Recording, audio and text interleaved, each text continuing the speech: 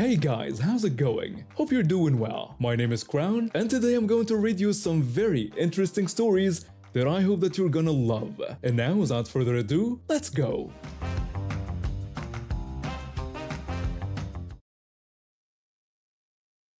I joined this upper-level finance program at my college as a freshman.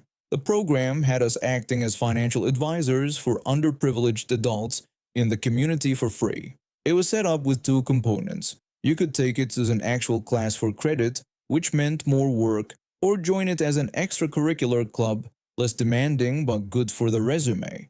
Freshmen couldn't join the class because we didn't have the prerequisites, but I was passionate about finance and helping people. My professor made an exception for me to join the actual class instead of just a club. I was excited but nervous. I'd be working with upperclassmen who had more experience than me. At the beginning of the semester, we got assigned to groups, and each group was paired with a local family. Our job was to interview the family multiple times and create a 20-page business plan for them by the end of the semester. This plan would be our final exam grade. My group had 3 people: me, the freshman; Grace, a junior who was only part of the club side and volunteering her time when available; and Kelsey, a senior who became the bane of my existence. From day one, Kelsey had this air about her, like she was doing everyone a favor just by showing up, except she rarely showed up at all. We met twice a week for class, but Kelsey attended so infrequently that when I mentioned her name to classmates near the end of the semester, nobody even knew who I was talking about. Her excuse was always that she was sick. Somehow, this mysterious illness only affected her on class days, but never interfered with her social life, which she posted about on social media. She did manage to show up for one interview with our assigned family. Just one. And during that single interview, she acted like she was some financial genius, interrupting me, talking over Grace, and taking over despite knowing nothing about the family's situation. During that interview, I tried to discuss budget constraints with the family before making any plans. Kelsey cut me off and said we should focus on investment opportunities first. She bragged that her father always said investments were the key to wealth building. When the family father tried to explain that they were more concerned about paying down their debt, Kelsey dismissed his concerns. She told him to trust her because she knew what she was doing since her dad worked with money. The family looked at me with wide eyes, and I had to redirect the conversation multiple times. Whenever Kelsey did show up, she'd talk about all the things she planned to do for the project. In one meeting, Kelsey said she would draft the entire financial projection section. She claimed she had a spreadsheet model she'd been working on. When I asked when she might have it done, she said it would be ready by the following week. She also mentioned she would call the family again to get more details. None of this ever happened. About midway through the semester, we had a progress meeting with our family to show them what we had so far. I had written 8 full pages of the report by then. Grace, who wasn't even required to write anything as a club member, had contributed almost a page of good content. Kelsey had written exactly 1 paragraph, a short, generic introduction paragraph that could have been copied from any basic financial textbook. But during that meeting, Kelsey presented our plan like she was a mastermind behind it all. During the presentation, Kelsey started explaining what she claimed she had outlined in our proposal, telling the family they should focus on 3 key areas. When I tried to clarify who had contributed which parts, she dismissed me by calling me freshman and saying we were a team and there was no need to get into those details. I might have let it slide if she was just a typical slacker who stayed in the background, but taking credit for my work, that crossed the line. I had suggested early on that we write our paper in a Google Doc so we could all collaborate without needing to meet up constantly. What Kelsey didn't realize was that Google Docs tracks every edit by user. After that meeting, I decided to play it cool. I didn't confront her or call her out. I just continued working and documenting everything. When she'd say she was going to do something, I'd just nod and say, I looked forward to seeing it. Grace eventually had to focus on her actual classes, since this was just extracurricular for her. She helped review what I'd written but told me she couldn't contribute much more. That left me and Kelsey, or more accurately, just me. The weekend before our paper was due, Kelsey still hadn't added anything beyond her single paragraph from months ago. I texted her asking if she was planning to work on her sections that weekend. I got no response. I added several more pages to the report, documented the family interviews, and created detailed financial projections. The night before the paper was due, I sent one final text asking if she was going to add her sections that night, since the paper was due the next day. Again, no response.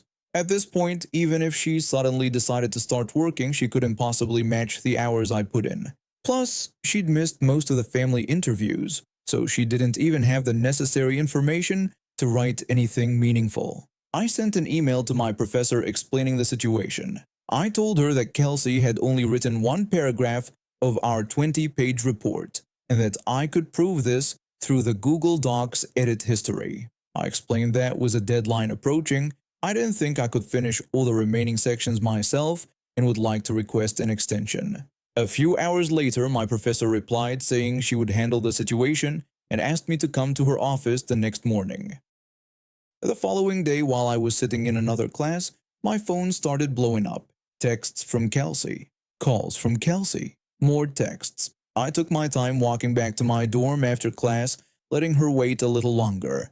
Then I finally called her back. When I called Kelsey back, she said there must be some kind of mistake because our professor thought she had only written one paragraph of our paper. I explained that it wasn't a mistake and that I had told the professor I needed more time because Kelsey hadn't done her share of the work. Kelsey said she had written way more than one paragraph. I told her I was looking at the Google Docs edit history right then, and it showed she had only written the third paragraph on page 1 on September 15th and nothing else. Kelsey said that couldn't be right and that the system must be wrong. I explained that Google Docs tracks every edit by user and that it was all documented there. Her tone quickly shifted from confusion to anger. She said I was tattling on her like a child and asked who does something like that. I told her I wouldn't have had to say anything if she'd done her work and that I wasn't going to fail the class because she decided not to participate. Then Kelsey tried to deflect by saying I should be complaining about Grace too since she barely did anything. That's when I realized Kelsey had shown up so rarely that she didn't even know Grace was only a club volunteer who wasn't required to write the paper at all. Kelsey claimed she had written at least 5 pages, but in a different document. When I asked her to send me that document, she said she couldn't find it right then but insisted she knew she wrote it. Finally, Kelsey said she didn't even need this class anyway and would graduate no matter what. She said I was a jealous freshman trying to make her look bad. At this point, she was just shouting incoherently. I told her she would not be touching my paper, and if she truly didn't need the class like she claimed, then failing shouldn't be a problem for her. I said I had nothing more to say and hung up. I went to my professor's office. With the Google Docs history as evidence, I proved that I had written the entire paper with a small contribution from Grace. My professor was understanding. While I was in her office, I noticed new edits appearing on the document. Kelsey was trying to add content and change what I had written. My professor sent her an email putting a stop to that. In the end, I got an extension to finish the paper properly. I received an A for my work, and Kelsey never showed up to class again. I later heard from another student that she had to delay her graduation because she failed our class. The family we were helping sent a thank you note for the financial plan I created for them. They mentioned how much they appreciated my professionalism and attention to detail. That made all the frustration with Kelsey worth it. Just because you're a senior doesn't mean you can coast by on other people's hard work. And just because I was a freshman didn't mean I was going to let someone take advantage of me. The Google Docs edit history doesn't lie. After staying home with my kids for several years, I needed to get back into the workforce when my youngest started school. The job market wasn't great, and I was grateful when I landed the position at this company with decent pay and regular hours. This place wasn't like other places I'd worked before. With over 30 employees, you'd expect some structure, but this place ran more like a kingdom than a business. The president had filled the top management positions with friends and family members who made up rules whenever they felt like it. When I joined, I signed a basic employment contract that outlined compensation, benefits, and work hours. Nothing fancy. The company didn't have a written code of conduct. which should have been my first red flag. My team manager was the president's friend. I'll just call her manager since we're not using names. She managed a team of 8 employees, including me. From day one, she made it clear that she ran a tight ship. We weren't allowed to make small talk while working. We had to inform her when we started our breaks and when we returned. If I asked a co-worker a question about work, manager would swoop in and interject herself into the conversation. She was a micromanager. The worst part was the mandatory weekly meetings. Manager made us come to work 30 minutes early once a week, unpaid, so she could recap the previous week. These sessions became a platform for her to tell us what we were doing wrong. She made it clear that attendance was mandatory. During one tedious meeting, manager brought up expectations for continued employment. The list was extensive. No swearing, no talking bad about customers amongst ourselves, no personal phones on desks, no music during work hours, and no talking to other departments unless it was work-related. Then she dropped the bomb about a dress code. We'd never heard anything about a dress code before. Our jobs didn't require face-to-face interactions with customers. We might see someone drop by once or twice a year. Most of our dealings were through phones or emails. Most of my teammates wore hoodies, long-sleeved t-shirts with jeans or leggings. I usually wore a simple top with pants and kept my hair neatly blow-dried. Nothing fancy, but presentable enough for an office where we rarely saw anyone outside our department.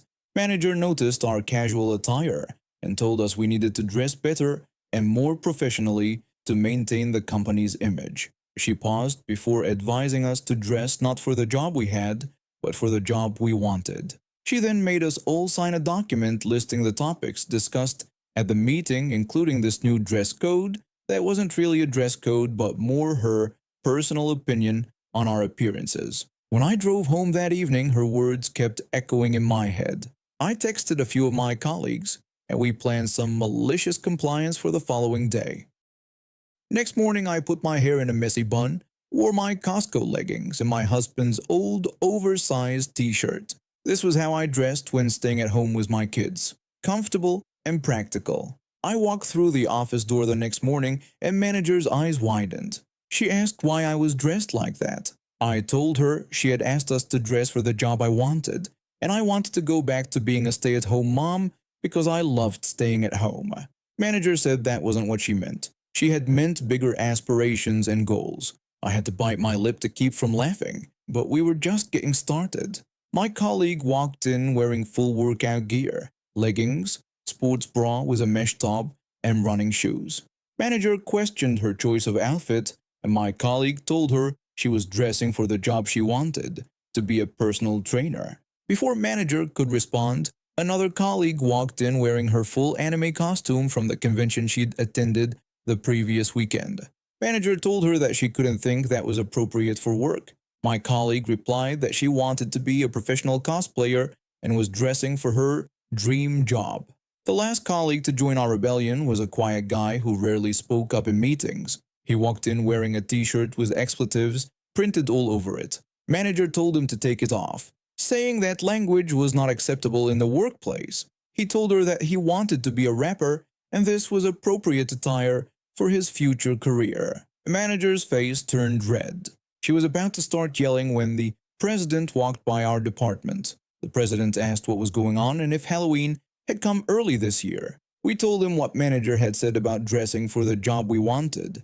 The president looked confused, then annoyed. He took manager into his office. We couldn't hear what was said, but the meeting lasted over 1 hour. Manager came out looking subdued. She avoided looking at us for the rest of the day. The next morning, we all came to work in our normal attire, comfortable but presentable clothes. Manager didn't mention our rebellion. In fact, she never brought up the dress code again. A week later, we got an email from the HR department, which was the president's sister, saying that the company was making an official employee handbook. They wanted input from all departments about reasonable policies. Our team was asked to provide feedback on appropriate dress code policies for non-customer-facing roles. The following month, when the employee handbook was given out, it included a simple dress code. Employees in non-customer-facing roles may wear business casual attire. Clean, neat, and non-offensive clothing is required. Managers' weekly early morning meetings also disappeared. Instead, we had department check-ins during regular work hours for 15 minutes, not 30. I later heard from another manager that the president didn't know about many of managers' policies. Our dress code rebellion had exposed more than the absurdity of dressing for the job you want. It had revealed how much overreach was happening in our department. Managers' micromanaging decreased after that incident. She still tried to control everything, but now there were actual written policies she had to follow too. A little malicious compliance is all it takes to bring some sanity to an entitled workplace. And I still keep those Costco leggings in my drawer just in case I need them for another rebellion. I didn't plan to own a business, but life pushes you in unexpected directions, especially when dealing with entitled people. How it all started. I was 16 when I started working at a small local business. I needed cash and the hours fit around school. The owner had built the business from nothing. Let's call him the old owner. He wasn't perfect, sometimes cranky, sometimes cheap, but fair overall. I had a knack for the work. Clients liked me. I solved problems well. A part-time job became something I loved. I changed many life plans to keep working there. I picked a local college instead of going away. I made sure other jobs never interfered with my hours at the main business. Over time, I became the face people recognized. New clients asked for me. They often said to go to that person who works there. They're the best. The old owner noticed this. He hinted about me taking over someday. Nothing definite, just comments like, "When I retire, this place will need someone who knows it inside out with a look my way." I took those hints seriously and worked harder, thinking my loyalty would pay off. The betrayal. About 3 years before the pandemic, the old owner decided to retire. He offered to sell me the business at a ridiculous price that was obviously just for show. He already had another buyer lined up, the new owner. This new owner had a similar business nearby, but with little overlap in our client base. He had money and wanted to expand. I was so central to daily operations that if I had refused to stay, the sale probably would have failed. But I loved my job and clients, so I agreed to continue under new management. After the sale, the new owner put me in charge of daily operations, basically what I already did, just with more paperwork. He rarely showed up, so to most clients, I was still the face of the business. Most didn't even know who the new owner was. The downward spiral. Things were okay at first. The new owner called me the head honcho at my location and left me alone to handle things my way. Problems started about a year before the pandemic. The new owner sent me to an industry conference for 4 days. I took time off from my other job, which was fine. After the conference, I submitted my hours, and I was fair about it, only counting hours for sessions directly related to our business, not ones I attended out of personal interest. 2 weeks later, my request was denied. The new owner told me I wouldn't get paid for attending conferences. He said they were enriching activities, and while they would pay for admission, attending was on my own time. I tried explaining this was work since I was representing the business and learning things to improve our services. He insisted that was how things worked, and I could accept it or not. After several messages back and forth, I had to be direct. I told him I would still work for him because I loved what I did, but if I didn't get paid for this time, I would never attend another conference for the business. The money appeared in my next paycheck, but that interaction set our relationship going forward.